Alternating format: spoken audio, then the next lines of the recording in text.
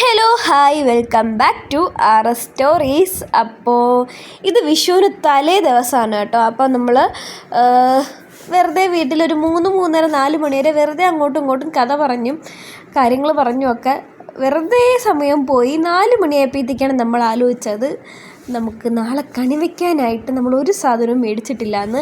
അങ്ങനെ നമ്മൾ on the spot എണീറ്റ് നേരെ ശ്രീകാര്യത്ത് പോയി കേട്ടോ. ശ്രീകാര്യത്ത് പോയി കണിക്കൊന്നയൊക്കെ മേടിച്ചിട്ട് വന്നു. കണിക്കൊന്നയും നമ്മൾ മത്തനും കണിവെള്ളരിയും ഒക്കെ മേടിച്ചിട്ട് വന്നു. എനിക്ക് 24 വയസ്സായിപ്പോൾ. ഈ 24 വർഷത്തിനിടയ്ക്ക് എൻ്റെ ജീവിതത്തിൽ ആദ്യമായിട്ടാണ് കണിക്കൊന്ന പൈസ കൊടുത്ത് മേടിക്കുന്നത്. അല്ലെങ്കിൽ നമുക്ക് കിട്ടും കേട്ടോ. ഇപ്രാവശ്യം പിന്നെ നല്ല മഴയും കാര്യങ്ങളൊക്കെ ആയതുകൊണ്ടും നേരത്തെ കൊന്നപ്പൂ പൂത്ത് കഴിഞ്ഞത് കൊണ്ടും നമുക്ക് കൊന്ന കിട്ടിയില്ല, കണിക്കൊന്ന കിട്ടിയിട്ടില്ലായിരുന്നു. അങ്ങനെ നമ്മൾ പൈസ കൊടുത്ത് മേടിക്കുകയാണ് ചെയ്തത്. അപ്പോഴത്തേക്കും നമ്മൾ എന്നിട്ട് തിരിച്ച് വീട്ടിൽ വന്ന് കണിക്കൊന്നയൊക്കെ വെച്ചിട്ട് പോകാമെന്ന് വിചാരിച്ചു. അങ്ങനെ കണിക്കൊന്നയൊക്കെ വയ്ക്കാൻ വന്നപ്പോഴത്തേക്ക് കിവി എടുത്ത് റോഡിൽ ചാടിയതാണ് കേട്ടോ. റോഡിൽ ചാടി നമ്മൾ കുറച്ച് നേരം കളിച്ചതിന് ശേഷം അവൾ അവിടെ ആക്കിയിട്ട് നമ്മൾ പോത്തങ്കോടും കൂടെ പോയി നോക്കി. അപ്പോൾ പോത്തങ്കോട് ഭയങ്കര റേറ്റ്. അത് കഴിഞ്ഞ് നമ്മൾ വന്നു സ്മാർട്ട് പോയിന്റിൽ കയറി. നമുക്ക് കണി വയ്ക്കാനുള്ള കുറച്ചധികം സാധനങ്ങൾ കൂടെ മേടിക്കാനുണ്ടായിരുന്നു. അതും മേടിച്ച് വീട്ടിൽ കൊണ്ട് വച്ചിട്ട് നമ്മൾ ഓൺ ദി സ്പോട്ട് റെഡിയായി നേരെ രാമചന്ദ്രനിലോട്ട്. രാമചന്ദ്രനിൽ നിന്നും കുറച്ച് സാധനങ്ങൾ മേടിക്കാനുണ്ടായിരുന്നു. അങ്ങനെ രാമചന്ദ്രനിൽ നിന്ന് നമുക്ക് വേണ്ടുന്ന സാധനങ്ങളൊക്കെ മേടിച്ചിട്ട് നമ്മൾ അവിടെ നിന്ന് നേരെ പോയത് ഹോസ്പിറ്റലിലോട്ടോ ചേച്ചിയെ കാണാനായിട്ട്. ഹോസ്പിറ്റലിൽ പോയി.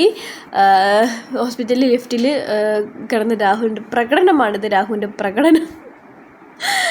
അങ്ങനെ പോയി ചേച്ചീനെയൊക്കെ കണ്ടിട്ട് നമ്മൾ ഏകദേശം 10 മണിയൊക്കെ ആയിട്ടോ ഹോസ്പിറ്റലിൽ നിന്ന് ഇറങ്ങി നേരെ വീട്ടിൽ വന്ന് കണി വയ്ക്കുവാണ് കേട്ടോ. നമ്മൾ എനിക്ക് കണി വച്ചുകൂടാ, കാരണം എനിക്ക് പീരീഡ്സ് ആയിട്ടിരിക്കുന്നതുകൊണ്ട് കണി വെച്ചുകൂടാ. അവനാണ് വയ്ക്കുന്നത്. അപ്പം ഞാൻ എന്തെങ്കിലും ജോലി അവിടെ ചെയ്യുന്നതിൻ്റെ ഇടയ്ക്ക് ഒരു 1000 വട്ടം സൂരു എന്ന് വിളിക്കുന്ന കാരണം ലാസ്റ്റ് ഞാൻ ഇവിടെ വന്നിരുന്നതാണ് കേട്ടോ. അവൻ 27 മണിക്കൂർ വിളിക്കണ്ടെന്ന് വിചാരിച്ചിട്ട് ഗതിയിട്ട് വന്നിരുന്നതാണ്.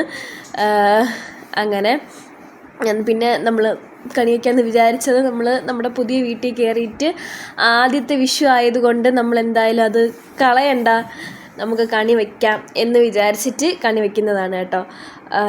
അപ്പം ഞാൻ പറഞ്ഞു കൃഷ്ണനെ കുറച്ച് ഹൈറ്റിൽ വയ്ക്കുക. കൃഷ്ണനെ കാണാൻ പറ്റുന്നില്ലെന്ന് പറഞ്ഞപ്പോൾ അവന് ചെറിയ സ്റ്റൂളെടുത്ത് വെച്ചാണ്. അപ്പോൾ ഭയങ്കര ഹൈറ്റിലായിപ്പോയി. അതുകൊണ്ട് വീണ്ടും കൃഷ്ണനെ താഴെ ഇറക്കി. അപ്പോൾ ഇതാണ് കേട്ടോ നമ്മളെ കണി. പിറ്റേന്ന് രാവിലെ നമ്മൾ കണ്ട കണി ഇതാണെന്ന് നിങ്ങൾ വിചാരിക്കും. ബട്ട് ഞാൻ കണ്ട കണി വേറെയാണ്. ഭയങ്കര ഹാപ്പി വിഷു ആണ് കേട്ടോ. 2025 വിഷു. ഞാനിങ്ങനെ ഈ പറയുന്ന എനിക്ക് തറയിലൊന്നും അല്ലായിരുന്നു, ഞാനിങ്ങനെ ആകാശത്തായിരുന്നു എന്നാണ് എൻ്റെ ഒരു വിശ്വാസം. കാരണം നമ്മൾ കണി വെച്ചിട്ട് എണീക്കാൻ കുറച്ച് ലേറ്റായിപ്പോയി. അപ്പോൾ ഒരു 7 മണി 7:30 ആയപ്പോഴത്തേക്ക് കോളിംഗ് ബെല്ല് കേട്ട് എണീറ്റ് എന്ന് നോക്കിയപ്പോഴത്തേക്ക് പപ്പയും അമ്മയും വന്നു കേട്ടോ. രാവിലെ വിഷു ആയിട്ട്. അപ്പോൾ ഞാൻ ഭയങ്കര ഹാപ്പിയാണ്.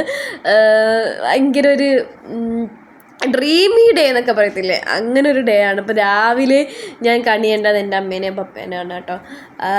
അപ്പോൾ അത് കഴിഞ്ഞ് നമ്മൾ കുളിച്ച് റെഡിയായി നേരെ കരിക്കാക്ക് അമ്പലത്തിലോട്ട് പോയി. കരിക്കകത്ത് പോയി ഞാൻ കയറിയില്ല, എനിക്ക് കയറിക്കൂടാത്തതുകൊണ്ട് ഞാൻ കയറിയില്ല. പപ്പയും അമ്മയും അവനും കൂടെ കയറി. അതിനുശേഷം നമ്മൾ നേരെ ഉടുപ്പിയിൽ പോയി.